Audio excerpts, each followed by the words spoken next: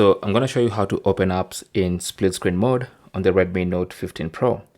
So first thing you want to do is open the apps you want to use in split screen and have them running in the background. So for instance, if that's YouTube, make sure YouTube is open and then go to the home screen and then open another app. For instance, I can open Chrome, open an article, and then go back to the home screen. Now to open those two apps in split screen, you want to go into multitasking mode and then find the app or one of the apps you want to use in split screen, long press on it, and then tap on this split screen icon. That's going to open up the app in the upper side of the screen. Then you can open the other app.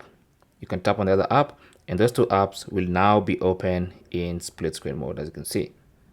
All right.